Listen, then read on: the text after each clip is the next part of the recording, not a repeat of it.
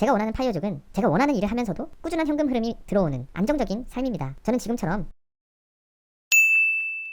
안녕하세요. 원퍼니입니다. 미국 배당금으로 매월 생활하는 파이어족 꿈만 꾸실 건가요? 이 꿈을 현실로 만들려면 미국 배당세 15%를 제외한 실수령액을 기준으로 철저히 계획해야 합니다.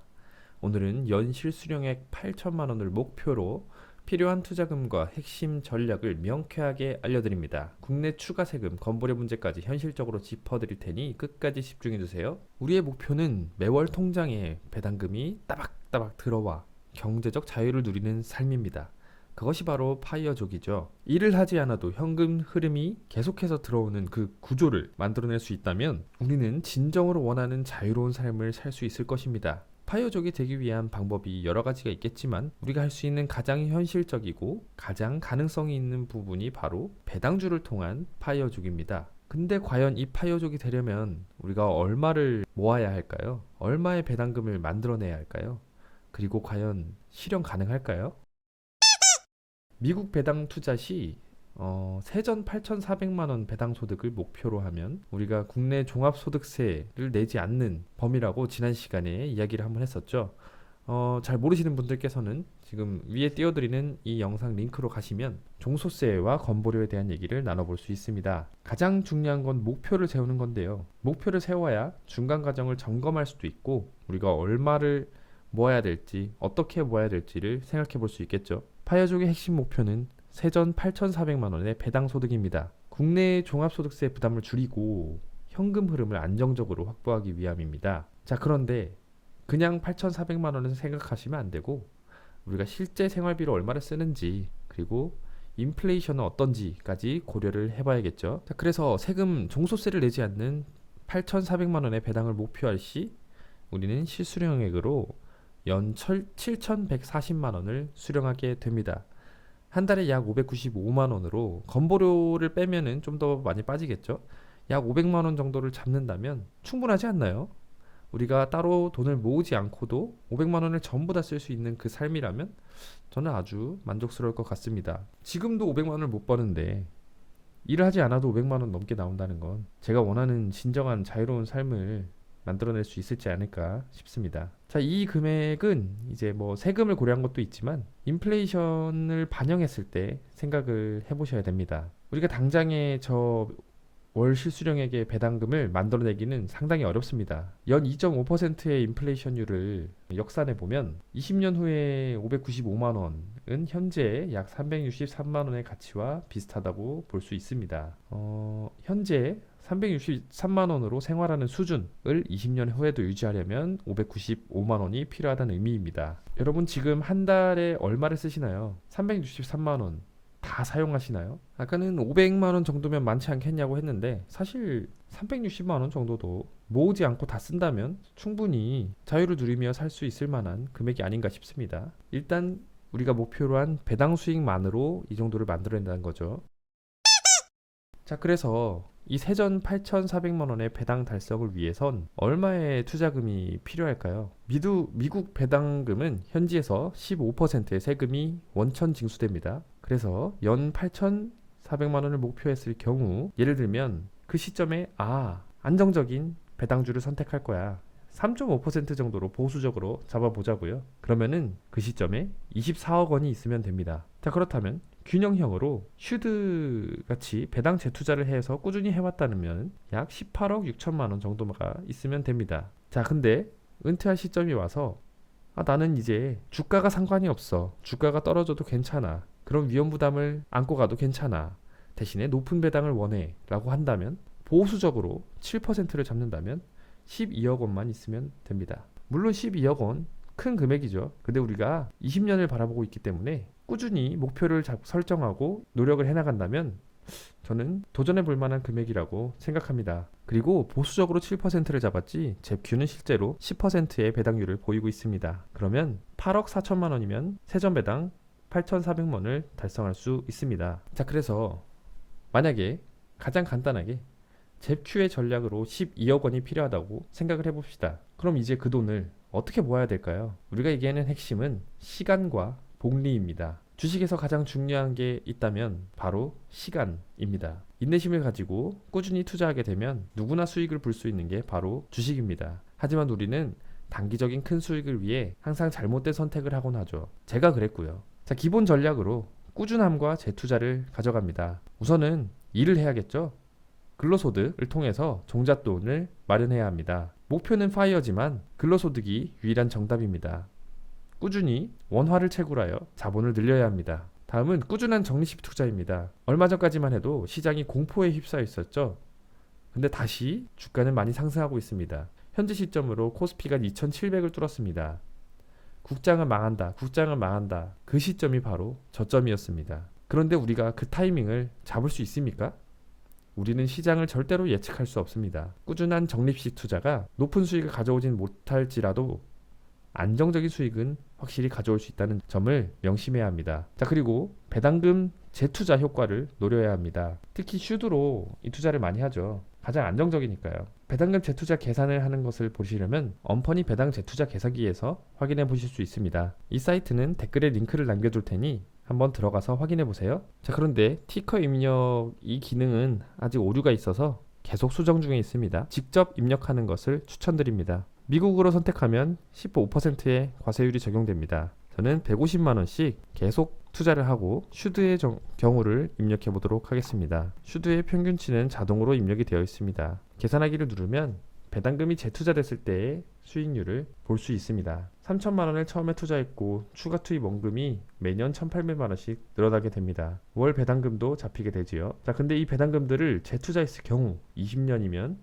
이 정도의 목표를 달성할 수 있습니다. 13억 최종 자산 가치는 총 13억 원이 되네요. 자, 근데 이 과정 속에 우리가 배당금이 많이 늘어나요. 19년이면은 연 배당금이 8,400만 원이 달성이 됩니다. 이 사이에는 사실 종소세가 없다고 봐야 하는데 문제는 이 과정이 근로소득이 포함되어 있다는 겁니다. 근로소득이 포함된 배당소득으로 우리는 종합소득세를 더 내게 돼서 사실 이 기간은 더 늘어날 수도 있습니다. 이 내용에 대해 궁금하시다면 지난 영상인 종소세와 건보료 개념에 대해서 다시 한번 살펴보시길 바랍니다. 아무튼 우리는 꾸준한 투자로 배당금 재투자를 하면서 복리 효과를 키우는 수밖에 없습니다. 두 번째 전략입니다. 성장주를 활용해야 합니다. 초기 자산 증식 속도를 높이기 위해서 성장주에 투자하는 것입니다. 우리가 잘 잡으면 되겠죠. 엔비디아, 테슬라 저점에 잘 주우면 됩니다. 쉽지 않습니다. 그래서 주로 많은 분들께서 성장주에서는 QQQ, 나스닥 ETF를 많이 투자하십니다. 배당주 투자인 슈드 그리고 성장주인 QQQ를 섞어서 가져가시는 것을 추천드립니다. 자, 그래서 우리가 은퇴할 때쯤 되면은 아마 수익이 많이 났을 텐데 그때 제Q로 넘어가든지 제피로 넘어가든지 그런 전략을 보일 수 있습니다. 시드를 늘리기에는 사실 성장주를 활용하는 게 가장 좋습니다. 근데 우리가 어느 타점에 들어갈지도 잘 모르고 그 등락을 견디기가 쉽지 않을 겁니다. 물론 견딘다면 가장 좋은 방법이겠죠. 자, 그래서 만약에 슈드를 배당 재투자한다면 얼마나 좋을까? 어떤 결과를 보일까를 간단히 살펴보면요. 월 100만원씩 투자하고 이 정도 가치로 가정했을 때 그냥 막 저축한 것보다 이렇게 배당 재투자를 했을 경우에는 그래프가 쫙 올라가는 걸 볼 수 있습니다. 오래 투자할수록 배당금이 많아지기 때문에 재투자 금액이 더 많아져서 이렇게 순식간에 상승을 하죠. 솔직히 20년 이후 지금 30대인 분들은 20년이면 50대 자녀가 대학교 갈 때 그때 정도면 사실 투자해볼만 하고요. 물론 그 뒤도 투자해볼만 하지만 사실 조금 더 빨리 파이어를 하고 싶은 게 우리의 목표 아니겠습니까? 저는 20년 정도가 가장 적당하다고 생각하는데요. 20년이면 약 8억에서 8억 8천만 원 정도가 된다고 하네요. 아까 계산했을 땐 훨씬 희망적인 결과가 나왔죠. 이렇게 결과값이 매번 정확하지는 않으니까 어느 정도 평균치로 생각해 보시면 됩니다. 대충 잡아 이거는 100만 원 투자한 거고 아까는 150만 원 투자한 거니까 한 10억 정도는 기대할 수 있지 않을까 싶죠. 아까 얘기한 것처럼 근로소득이 있는 상태에서 배당소득이 2천만 원을 초과하면 종소세를 추가해서 내기 때문에 배당 재투자에서는 조금 계산이 달라질 수 있다는 점 명심하시길 바랍니다. 물론 은퇴하고 나서 근로소득이 없고 배당소득만 있다면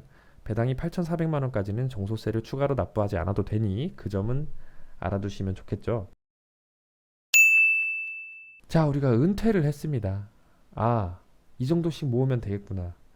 월 150만원, 월 100만원씩 저축해서 슈드를 꾸준히 모으면 20년이면 10억을 달성할 수 있고 10억, 15억 정도를 달성한 상태, 성장주와 함께 투자를 했겠죠. QQQ와 슈드를 같이 투자해서 15에서 20억을 달성한 상태에서 제피나 제큐를 활용하면 우리가 원하는 수준의 배당금을 얻을 수 있구나. 자, 그래서 우리가 은퇴를 하게 되면 이제 현금 흐름이 생기게 되죠. 실수령액 약 595만 원 정도가 됩니다.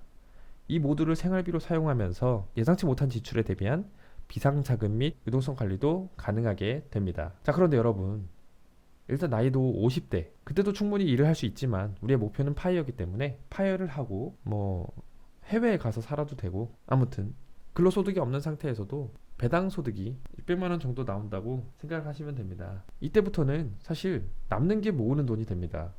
굳이 예전처럼 계속 매달 적립식으로 모아가는 것도 하지 않아도 되고, 여기서 쓰고 싶은 만큼만 쓰고 나머지는 다시 투자하고, 이런 식으로 반복하면 되는 겁니다. 그리고 더 큰 금액이 필요할 때는 그냥 원금을 빼서 써도 되고, 자산에 있어서 자유롭고 유동적인 상황이 되는 겁니다. 자, 근데 은퇴하고 그만큼의 배당소득 현금에 꽂힌다고 해서 그게 끝이 아니겠죠. 우리의 소득에 영향을 미치는 장기적인 과제들이 있다는 거 항상 잊지 마세요. 인플레이션, 우리가 돈을 통장에 넣고만 있어도 돈을 잃는 거다라는 말이 바로 이 인플레이션 때문입니다. 돈은 주식을 하지 않고 저장한 내 돈, 은행 예금이자 적금이자를 받아서 유지를 했다고 쳐도 결국 인플레이션으로 인한 물가 상승률만큼의 유지가 되는 겁니다. 만약 그 예금 적금을 하지 않았다면 그만큼 손해를 본 거겠죠. 물가는 계속해서 상승하고요. 우리 자산은 계속해서 가치가 낮아집니다. 그에 맞게 우리는 투자를 해야 그 자산의 가치를 유지할 수 있는 겁니다. 슈드나 DGRO 같은 것도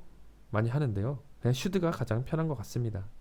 근데 요새 슈드 가격이 많이 떨어지고 비관론이 많이 쏟아지고 있어요. 이럴 때가 바로 매수 타이밍이죠. 자, 그리고 돈을 많이 벌면 돈을 많이 떼갑니다. 세금이 가장 중요하겠죠. 하지만 우리가 근로소득이 없이 배당소득, 금융소득만으로 세전 8,400만 원까지는 종소세 부담이 없다고 보면 됩니다. 근데 거기에 이제 초과적인 다른 수익들이 생기게 되면 어느 정도 지출이 나가겠지만 그렇게 부담스러운 금액은 아닙니다. 그래서 미국에 내는 15%그 정도가 세금의 전부라고 생각하시면 되겠습니다. 자, 그런데 건보료 문제가 좀 있습니다.